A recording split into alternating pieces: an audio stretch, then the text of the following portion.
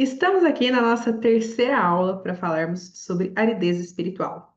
E lá no nosso primeiro encontro eu expliquei para vocês a diferença, né, de você passar por uma crise de fé quando você está sentindo um lugar vazio, quando você está indo em busca de um encontro com o nosso Senhor Jesus Cristo, e a diferença de você passar por um cenário de deserto espiritual, de aridez. Então você já vive uma vida de oração, você já tem um movimento de fé na tua vida, um movimento de buscar a Deus, a presença viva dele na sua casa, você conhece a sua religião, mas neste momento você está enfrentando um cenário de maior aridez. E eu peço para que você que está ali no nível 1 assista essa aula também, né? Essa aula é para todos, é uma continuidade, vocês vão entender o porquê. Primeiramente, para as pessoas que estão nesse cenário de aridez, para que você tenha clareza de como que você vai sair desse lugar, tá? E para as pessoas que ainda nem começaram a sua caminhada, ou estão apenas começando, né, os recém-convertidos, digamos dessa maneira, para que você entenda o seguinte, esse nível ele vai chegar para você um dia. Esse cenário vai chegar. E como você já tropeçou antes, como você já esteve afastado antes, por muito pouco, ao você ter conhecimento do cenário de aridez espiritual, quando ele chegar para você, porque isso é uma provação que todos nós teremos, né? Caminhando no deserto com Cristo. Quando esse cenário chegar para você, ao você ter conhecimento disso, você tem muitas chances de não se afastar de novo. Nós precisamos dizer ao nosso Senhor Jesus Cristo aquilo que São Pio bem nos ensina. Senhor, me ajuda a nunca esquecer de ti, porque senão eu corro o risco de me perder. Que eu nunca esqueça de ti, porque a minha capacidade humana corre esse risco. Mas pela tua graça, se eu não te esquecer, eu não me afasto de você. Peça nas suas orações para que nada mais te afaste nem te tire da presença do nosso Senhor, para que Ele realmente ocupe uma posição inegociável. Porque você já esteve em um momento na sua vida onde Deus era negociável, a fé era negociável.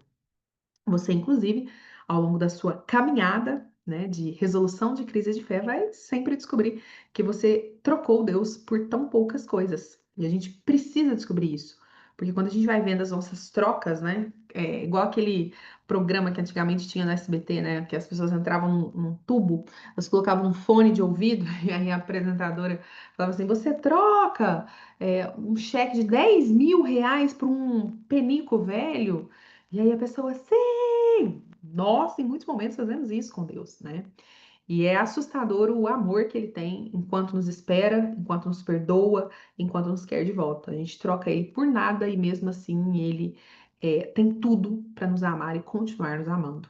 Mas, dito isso, né, entendendo você que esse cenário, né, que essa tempestade pode e provavelmente vai chegar na sua vida como uma provação na sua continuidade, ao você ter o conhecimento, você vai saber como seguir em frente. E para você que está nesse cenário, então, de aridez espiritual, é muito importante nós conversarmos francamente sobre isso, né?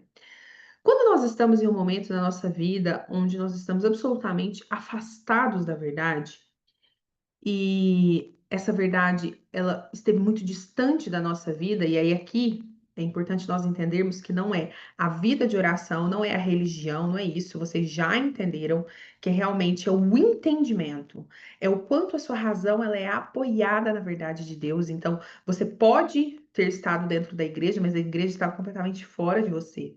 Não é sobre você nunca ter tido uma vivência espiritual, mas é sobre você estar ali de verdade com a sua razão em constante formação. Então, quando nós passamos por esse momento onde nós nos encontramos com a verdade, que é o que nós estamos falando para as pessoas que estão buscando, nós vivemos exatamente o que Paulo viveu no caminho de Damasco. Naquele caminho, Paulo era Saulo, perseguidor dos cristãos. Em cima de um cavalo, Jesus chama Paulo, chama ainda Saulo, né? E diz: Saulo, Saulo, por que me persegues? Ali, Paulo é derrubado daquele cavalo, perde a visão por 3 dias. Nós temos toda a mediação de Ananias, que também é inquietado por Jesus, para que Paulo então vá à casa de Ananias, permaneça. Paulo passa 3 dias cegos. E quando ele volta a enxergar, ele mesmo diz, né, que é como se escamas tivessem caído dos olhos dele e ele pudesse então enxergar as coisas de uma forma diferente. E a partir daquele momento, Paulo então é batizado e ele sai para missão. Paulo, ele sai já em missão evangelizadora, se une a Barnabé, começa então a viver as suas viagens missionárias, começa então a ser perseguido pelo nome do nosso Senhor Jesus Cristo. Então, se você for ver o tempo bíblico, né, do momento em que Saulo se converte, se torna Paulo, e ele sai para pregar, nós não estamos falando de coisas, de um tempo de décadas, nem de um ano. Nós estamos falando de período de dias. Essa é a transformação de identidade que a fé faz na nossa vida e que nada faz igual. Eu falo isso para vocês com conhecimento de causa, modéstia à parte, porque há 10 anos eu trabalho com desenvolvimento humano, com estudo de diversas áreas científicas, psicologia positiva, neurociência, estudando coaching, programação neurolinguística, estudando as áreas da performance humana, enfim. E você, por mais que você veja que haja alguns níveis de compatibilidade entre as teorias, nada produz um efeito de transformação de identidade tão rápida quanto a palavra do nosso Senhor Jesus Cristo, quando de fato não é que ela é apenas conhecida, mas ela é aceita. Ela entra dentro da tua alma e aquilo se torna uma luz, uma verdadeira luz. Uma luz que ilumina, que você não consegue desver. Então, o que acontece conosco é o que aconteceu com Paulo. Eu sou muito devota de São Paulo apóstolo. Eu tenho uma identificação muito grande com ele, não só por esse passado de pecador, né, missionário, mas pela maneira como Paulo não negociou a fé. Paulo não voltou, né, não foi como os israelitas que sentiram saudades da cebola do Egito, não. Paulo não olhou para trás. Para ele, morrer se tornou lucro. Né? Pensar em ser perseguido no nome de Cristo era para Paulo motivo de alegria. Então a gente vê alguém que matou quem amou Cristo, transformado e disposto não só a morrer, mas a encontrar pessoas que amassem tanto, tanto quanto ele, e que chegassem nesse desejo de dar a vida por nosso Senhor Jesus Cristo. Então, Paulo passou por esse cenário, né, de transformação, e eu quero que você entenda sobre a beleza desse processo de cair escamas dos nossos olhos. Porque, minhas amigas, quando nós encontramos com a realidade espiritual, eu preciso contar uma coisa para vocês. Isso transforma a nossa vida por inteira. É impossível você ser indiferente quando você está refazendo a sua catequese. Por exemplo, eu falei para vocês, né, nas aulas anteriores, sobre todo o meu processo, todo não, né, mas uma parte do meu processo educativo dentro de casa, e que a instrução, a catequese a respeito da beleza, da virtude, da pureza, né, e como viver isso de diversos modos, inclusive com a castidade, não foi algo efetivo dentro da minha educação. E como isso trouxe gravidades espirituais muito grandes. Mas quando eu falo isso para vocês, eu me lembro, por exemplo, na minha adolescência, de diversas conversas que eu tive e que hoje elas são motivo para mim não só de arrependimento, vergonha, motivo de confissão, já foi, mas assim, de ao estar numa mesma conversa ser indiferente. Então, antes de passar por um processo, né, de refazer a minha catequese, se você chegasse para mim e falasse assim, olha, sou casada e quero me divorciar do meu marido, o que que você acha? Provavelmente eu te daria uma resposta avaliando o problema que você vive. Então, sobre lutar ou ficar, a minha resposta não seria necessariamente separa ou fica, mas por exemplo, é uma traição grave, repetida, olha, larga, você merece coisa melhor, vai procurar reconstruir a sua história, você ainda dá tempo.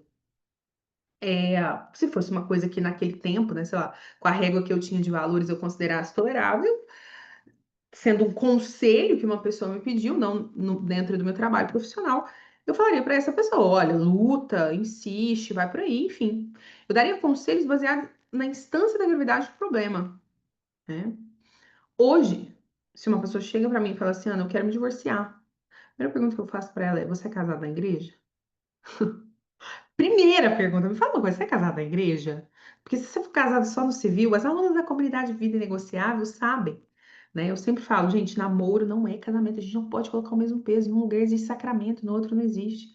Porque quando você entende e estuda o que é o sacramento do matrimônio e a união legítima, onde duas pessoas se tornam uma só perante Deus, e elas prometem, por livre e espontânea vontade, que só a morte os separa.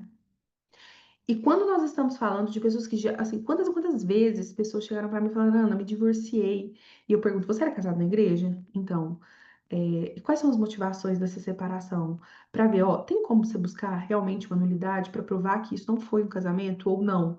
Isso foi um casamento, você optou pela separação, então, mas agora a palavra de Deus te coloca um caminho.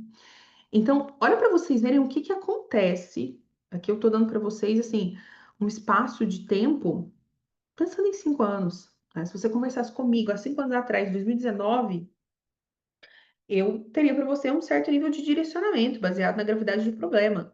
Hoje não. Hoje, se uma pessoa chega para mim e fala assim, Ana, eu estou passando por essa situação, a instrução que eu tenho para dar para ela não é o que eu acho, mas é o que a palavra de Deus ensina. Então, são escamas, né? Quando chega uma pessoa que fala, olha, já fui casada na igreja, já estou namorando, e aí o mundo vira e fala assim, nossa, que namorado bonito, o importante é que agora você está feliz. E espiritualmente você sabe que aquela pessoa está presa em condição de adultério. Então, não tem como a gente voltar atrás. Porque quando você começa a ver, você não consegue desver. Eu falei pra vocês, eu carreguei 9 anos de sacrilégio nas costas. O dia que eu coloquei fim no meu ciclo de sacrilégio, que foi o dia que eu recebi o matrimônio, eu não tive esse estado de consciência, né? Então eu recebi a Eucaristia, podendo ali de fato comungar naquele dia, naquele 20 de novembro de 2020, naquele dia que eu podia comungar, eu não celebrei a comunhão como ela de fato era, porque eu não sabia do que se tratava. Vocês entendem? Então, a catequese porca, como nós falamos na aula anterior, ela tem diversas consequências, mas o que eu quero falar para vocês nessa aula, principalmente para quem está enfrentando cenário de aridez espiritual, é o que você já passou por esse cenário onde as escamas caíram dos seus olhos. Quando as escamas estão caindo, a gente fica encantado, né? Não é só um encontro, mas é uma paixão, é como se assim, o negócio transformou tanto a tua vida, a fé ela te salvou de tantos buracos. Você consegue ver tantos pecados, né? Você se via, olha para o seu passado e via que você estava na mão do demônio, né? Hoje eu olho para trás em muitos momentos da minha vida e falo, Senhor, como o Senhor foi bondoso. Um infarto fulminante que eu tivesse tido naquele momento da minha vida, uma moto que me pegasse na rua, batesse a cabeça e morresse. Eu estaria no inferno uma hora dessa, de forma merecida. E hoje o Senhor me dá a chance de lutar ao menos pela minha purificação. Então é impossível ao reconstruir a sua caminhada, você não ir olhando para a sua história e não ir percebendo quantos erros e aquilo te mostrando, meu Deus, meu Deus, meu Deus, onde eu estava com a cabeça, como eu era cega, como eu era iludida. E essas escamas, elas não param de cair, né? Elas vão caindo sempre. Só que o que que acontece? Quando você vai evoluindo na sua caminhada, veja, não é que você chega num cenário e fala, nossa, eu aprendi tudo, tem mais nada para eu aprender, não é isso. Mas você vai tendo um certo nível de maturidade espiritual, né? Como diz o padre Paulo Ricardo, quando ele vai ensinar sobre o livro de Santa Teresa d'Ávila, né, das moradas espirituais, e ele fala dos andares de baixo, né? Quando você já saiu desses primeiros níveis, onde, por exemplo, você era escravo das paixões, você era escravo dos desejos desordenados, das motivações ilusórias, você era escravo dos sentidos, seja pela comida, pela bebida, pelo sexo, enfim, você consegue ir se libertando, né? Saindo dessa condição dos 10 pecados mortais, desculpa, dos 10 mandamentos e dos pecados mortais. Você consegue ver os pecados capitais, por exemplo, lutar contra a inveja. Então, você vem passando por esse processo de reforma. Não é que você não tem nada para aprender e não é miserável, né? Porque quanto mais a gente aprofunda na fé, mais a gente percebe, de fato, se você está aprofundando, que você é completamente dependente da graça de Deus para ser miseravelmente bom. Mas o que que acontece?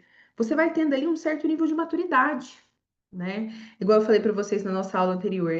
Eu vi um feedback de uma pessoa que falou que não vai na igreja porque não gostou da maneira como os padres da paróquia destinaram dinheiro a uma reforma.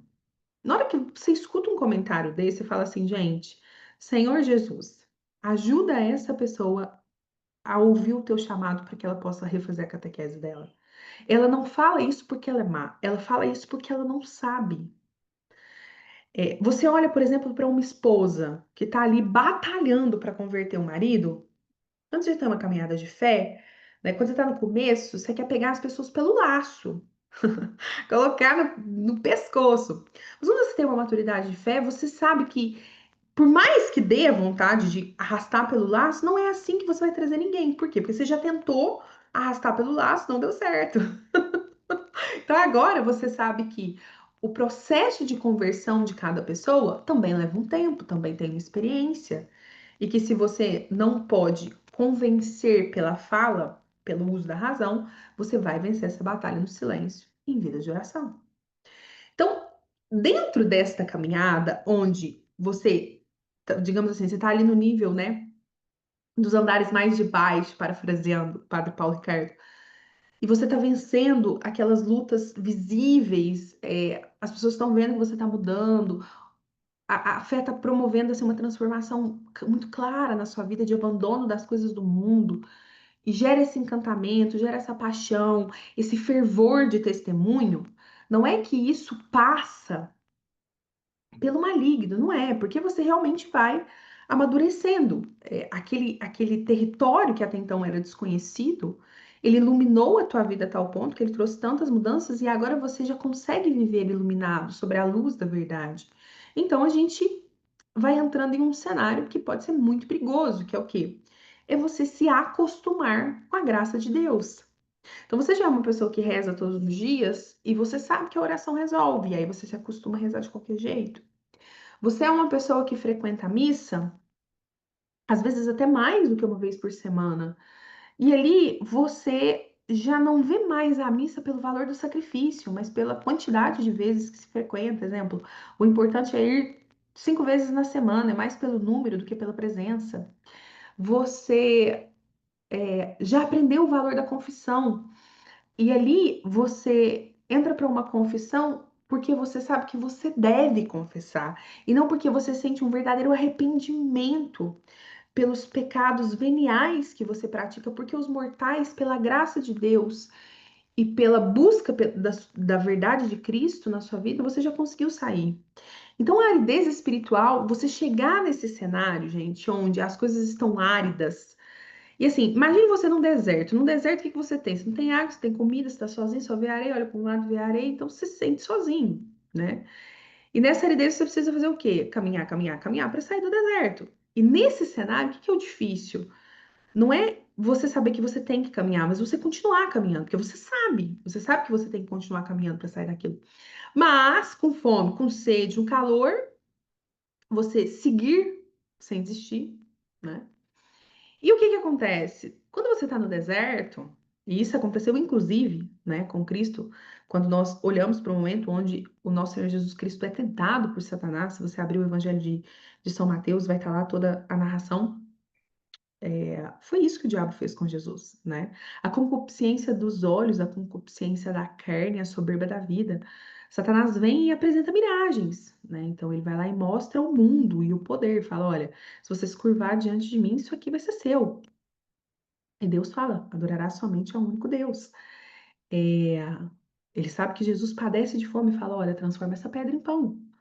Você tem poder. Lança-te daqui do precipício. Você não tem anjos que vão te salvar? Então ele tenta Deus com visão, ele tenta Deus com propostas de poder. Porque para esses momentos onde a gente está caminhando no deserto, você precisa beber água. Mas se alguém apresenta para você uma coca gelada com limão, você fala, nossa, é tudo que eu quero. Porque você está padecendo, você está necessitado.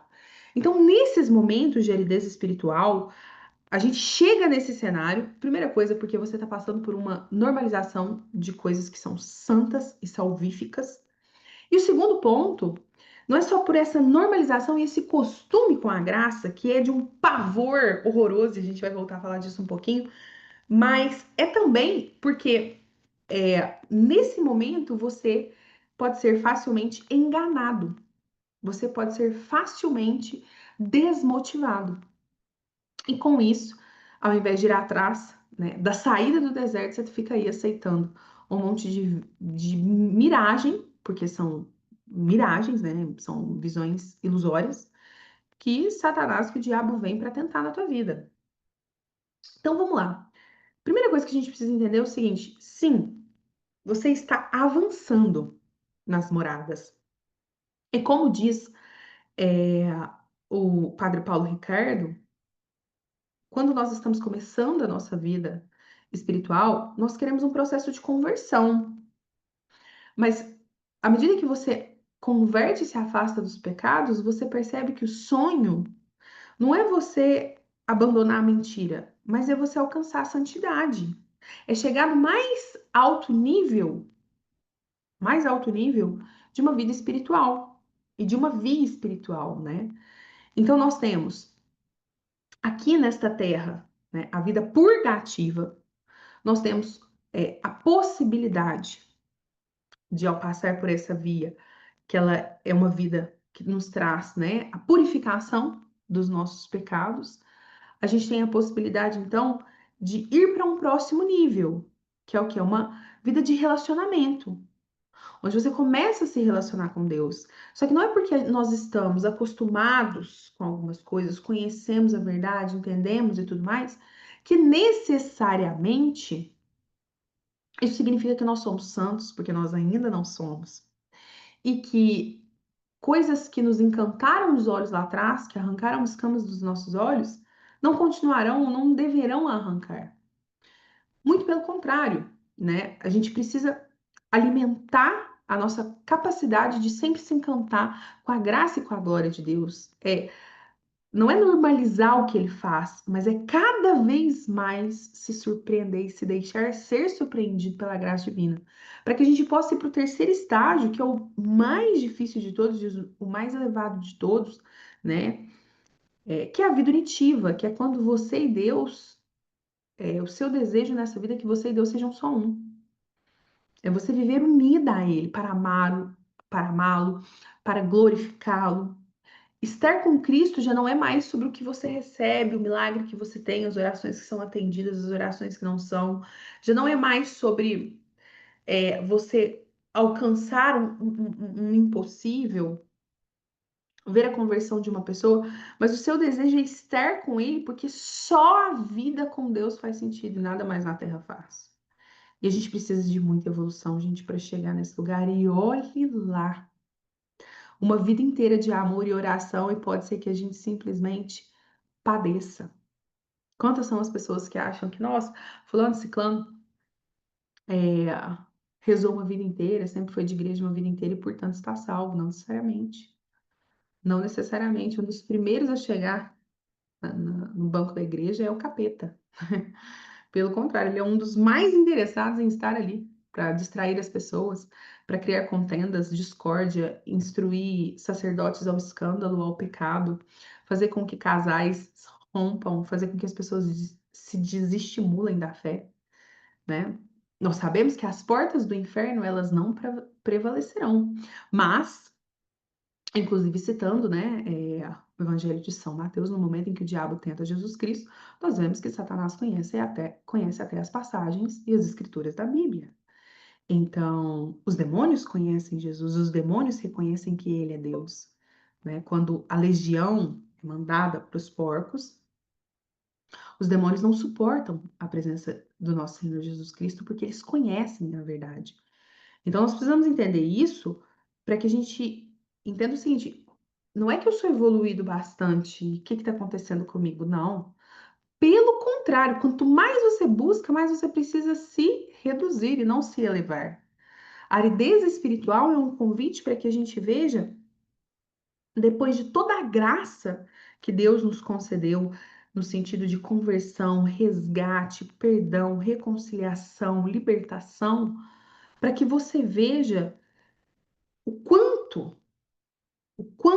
você deve a ele e precisa estar com ele para corresponder. Nesse momento em que eu gravo essa aula, né, quem sabe daqui a alguns dias eu não vou olhar para esses vídeos e falar assim, nossa, olha como a minha carinha estava cheia.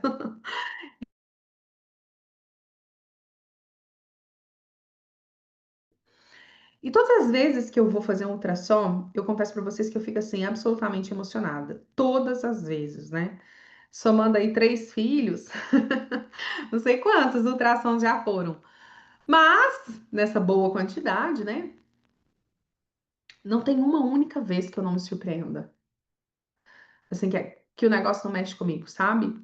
Desde ouvir o coraçãozinho, o ganho de peso, a formação dos membros, olhar para minha barriga, eu sei que é um barrigão aqui, que a respiração não tá fácil, mas assim, ver que o neném tá crescendo, sabe?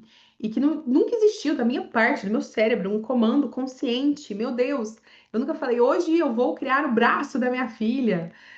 Não, pelo contrário, quando eu descobri que eu estava grávida, Deus já sabia de tudo, já sabia que era uma menina, já tem uma vocação para ela, né? Tem um desígnio para a alma dela.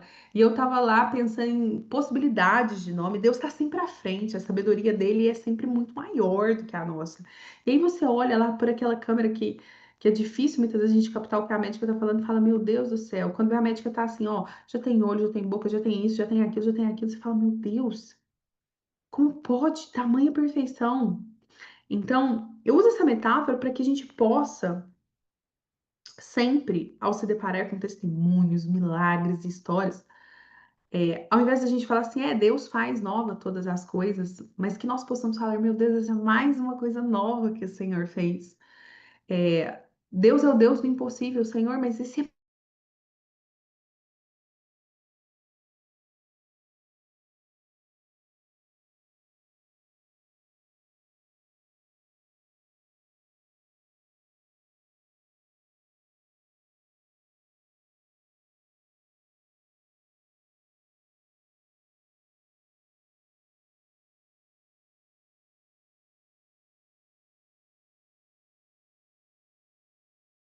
nunca tinha pensado nas possibilidades, enfim.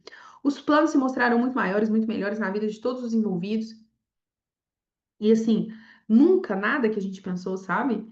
Aí eu ainda falei para ele, é impressionante, né? Impressionante como nós estamos aqui com o nosso problema, mas o Espírito Santo está agindo na vida de todos e preparando e encaminhando as coisas, assim, sabe? São 4 pessoas, 4 destinos e o Espírito Santo trabalha perfeitamente na vida de cada um, mesmo que a gente não seja sequer capaz de planejar. Então, nós não podemos nos acostumar com as graças e com os milagres. Os meus filhos terminaram agora, recentemente, né, que eles precisaram fazer para correções de fala. Nada grave, mas assim, precisaram ir, né? Primeiro foi a minha filha do meio, agora, e depois o meu filho mais velho. E era como foram os dois, né? Acho que tem aí desde o começo desse ano, uns 6 meses, onde todas as quintas eu os levo. E sempre quando a gente entra lá, né, as crianças começaram então a fazer tratamento com outras crianças que tinham problemas muito mais graves. E esses dias eu ainda falava para pessoa que me ajuda lá em casa, né? Eu falava, nossa, impressionante, a gente se acostuma com o fato de ter filhos saudáveis. E não é costume, né? Você olha assim, bastava uma ida na fonoaudióloga para nos lembrar, gente, peraí, né? Meu filho fala, meu filho anda, meu filho, ele não tem nenhum problema mental, nenhum. A minha filha, ela tem uma capacidade de inteligência plena e perfeita. Meu Deus, isso é uma graça diária. Isso é uma graça diária. Respirar sem ajuda, gente, é uma graça diária. Então a gente vai se acostumando tanto, e inclusive se acostumando com as coisas do mundo espiritual, que é nessa hora que o que que acontece? Os nossos planos, e foi o que eu falei para vocês, é nessa hora que nós estamos frágeis o suficiente para sermos enganados. Então, se a gente for pegar o momento, né, onde começou a traição de Judas, ela não começou na Santa Ceia. Não é isso. Ela começou no momento em que o nosso Senhor Jesus Cristo revela que ele iria morrer e que o reino do qual ele estava falando não era o reino dos homens, não era sobre poderes, era sobre o céu, o reino dos céus. Tanto que, no momento quando Jesus Cristo diz aos seus apóstolos e fala: olha, quem tiver que sair, que saia, renuncia. né? Quem não for capaz de me seguir de verdade, renuncia, abandona. Porque o reino do qual vos falo não é o reino deste mundo, mas das coisas do alto. Ali naquele momento, Judas tinha um plano, que era o quê? Era Jesus vir como uma proposta messiânica de salvação para a opressão do Império Romano, salvar os israelitas, né, que ainda estavam em um cenário de, não vamos dizer que de escravidão, como no Antigo Testamento, mas viviam em uma opressão pelo governo. Então, Judas tinha essa proposta de guerra, confronto, poder, poderes, reinados, coisas do mundo. E quando ele entendeu que Jesus não tinha planos para as coisas do mundo, que ele não veio para falar e anunciar este reino, mas o reino dos céus, foi ali que ele rompeu. E para ele ter passado por esse momento, né? Ali ele tinha um plano dele e houve a apresentação, a revelação do plano de Deus. Neste momento que isso ocorre, até a traição da Santa Ceia, onde ele entrega Jesus, ele passou um ano com Cristo. Um ano. E nesse um ano, o coração dele se fechou. E foi se fechando cada vez mais, de modo que quando nós estamos na narrativa da Santa Ceia, o demônio penetra no coração de Jesus. Então pensem vocês, na primeira missa, né, na primeira Eucaristia, nós já tivemos a presença de Satanás. Por isso que eu falei para vocês, vocês acham que Satanás não vai à missa? Que bobagem que é essa? Vai desde a primeira missa, né? Quando estava o nosso Senhor Jesus Cristo, ele foi lá e penetrou no coração de Judas, que comungou e cometeu o primeiro sacrilégio. O primeiro sacrilégio aconteceu na primeira missa com Judas Iscariote, que estava em estado de pecado mortal. Porque ele já não conseguia cumprir o primeiro mandamento, amar a Deus acima de todas as coisas, ele amava os seus planos. E ali, Satanás entra, corrompe a alma daquele apóstolo, que foi eleito por Cristo, e ele entrega e trai nosso Senhor Jesus. Então ele passou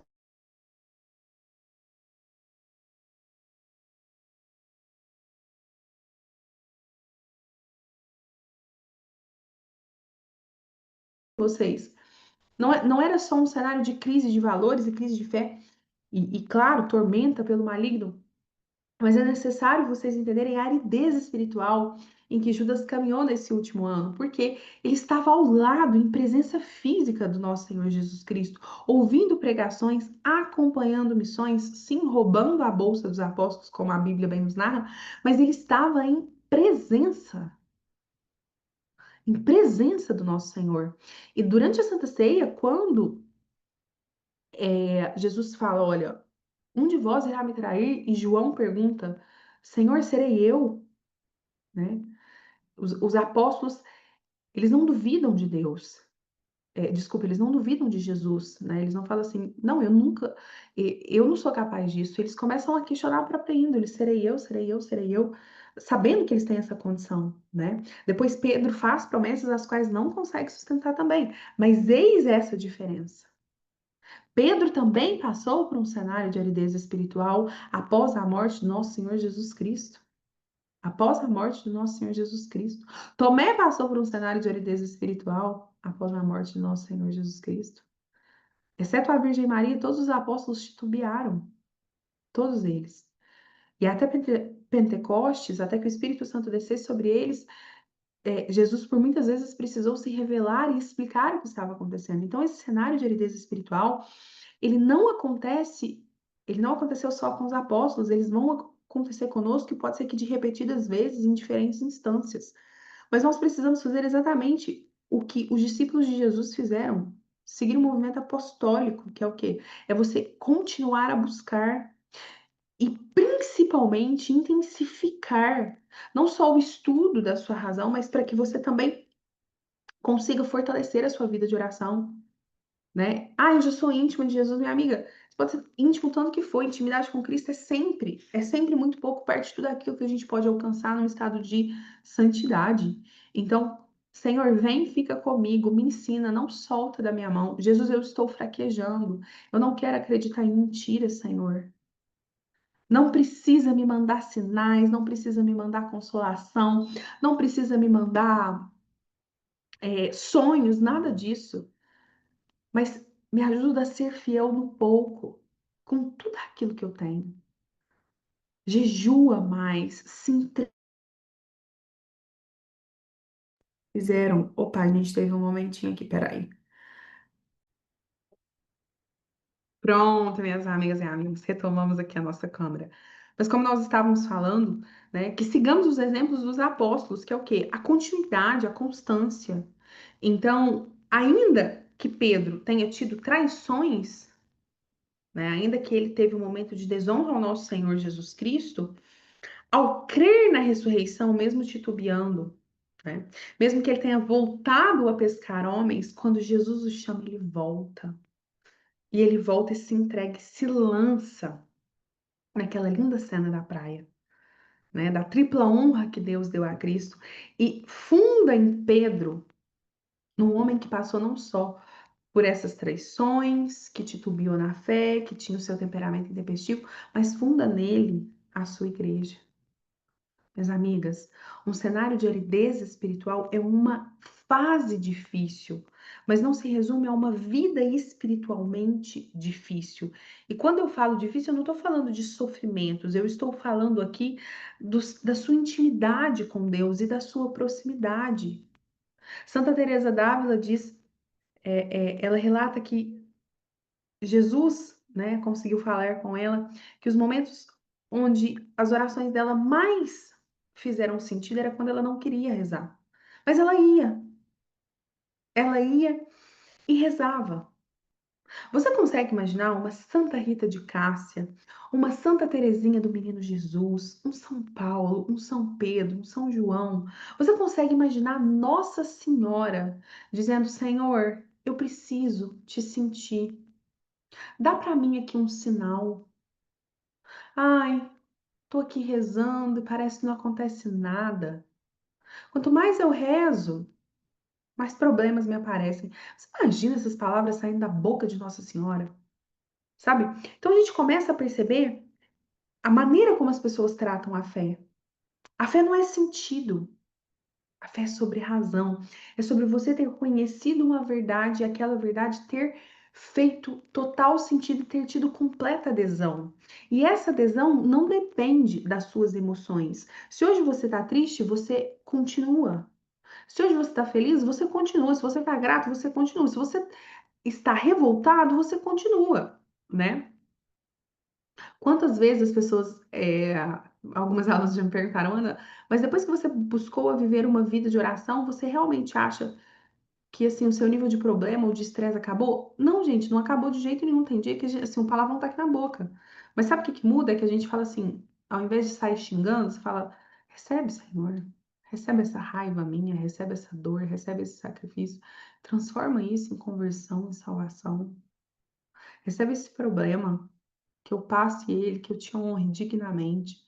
Pega essas dúvidas, pega essa incerteza, olha para tudo isso que mostra para mim mesma que eu ainda não confio o suficiente, que eu ainda não me entrego em tuas mãos e transforma isso em confiança, em amor, que eu possa simplesmente deitar e assim me entregar na providência divina. Mas se eu ainda não consigo, me ajuda, Jesus.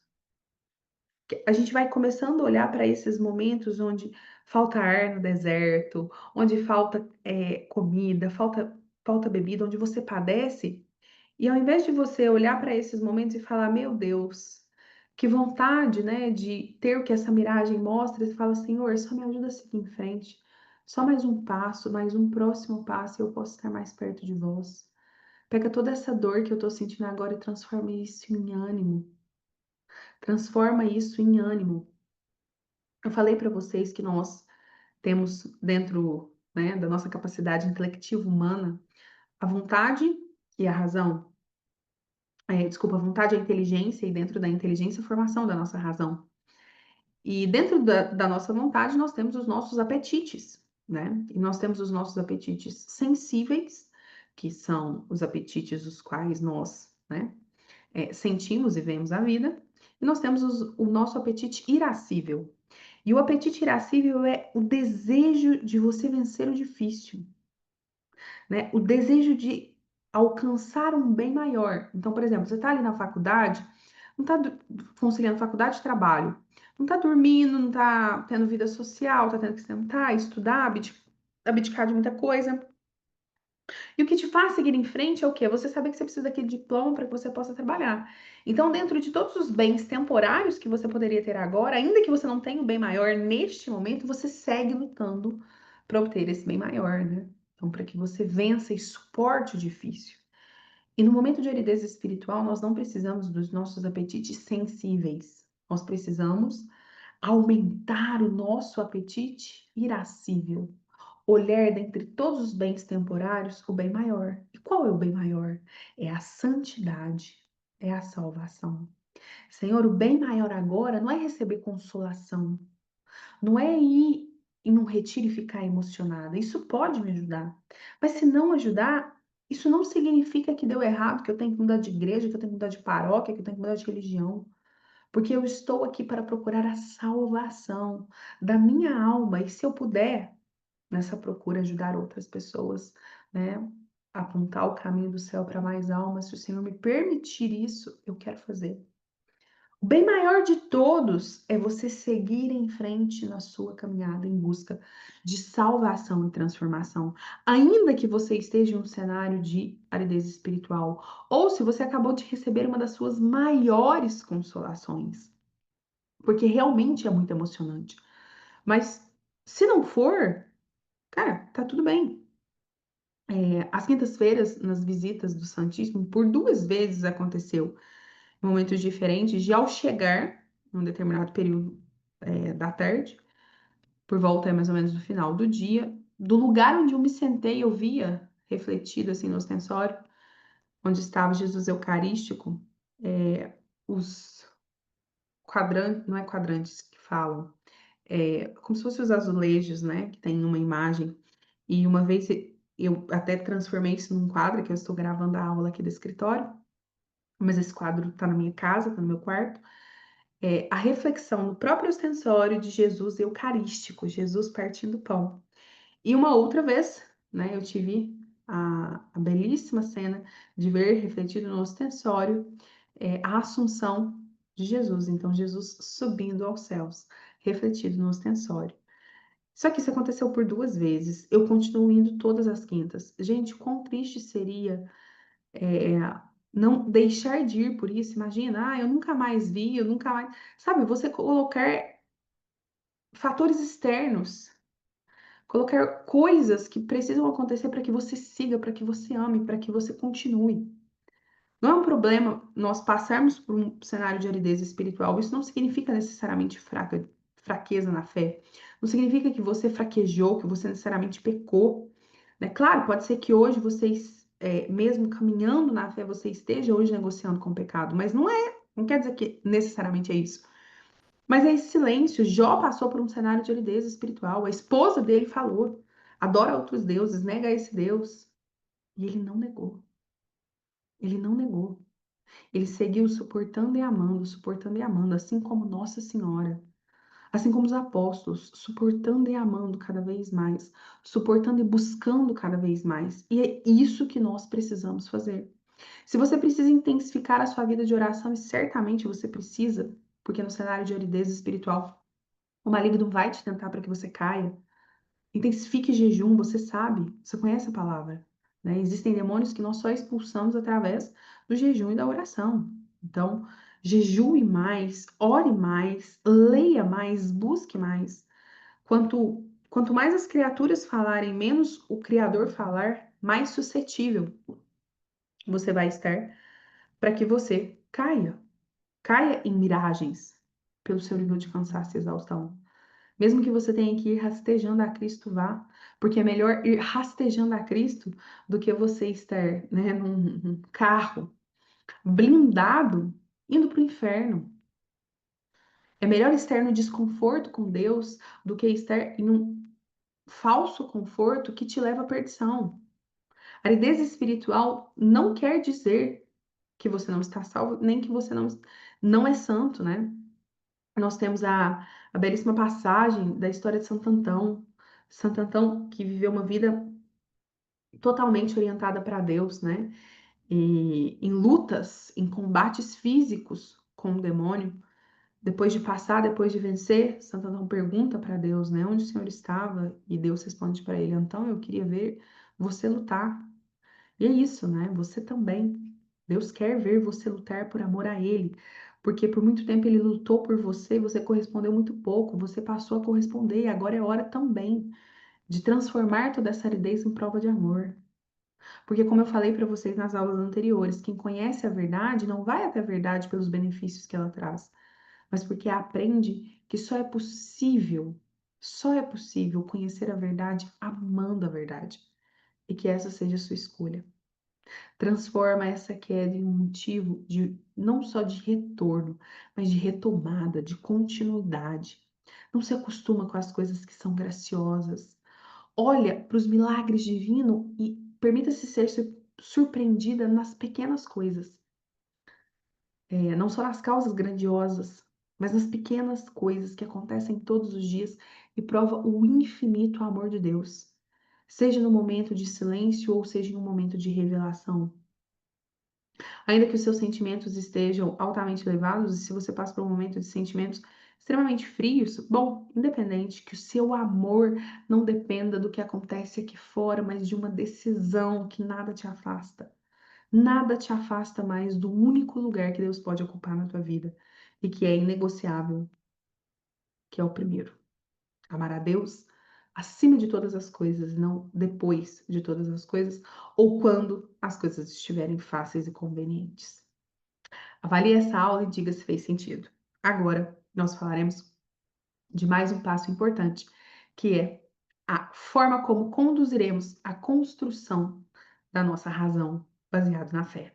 Até a nossa próxima aula.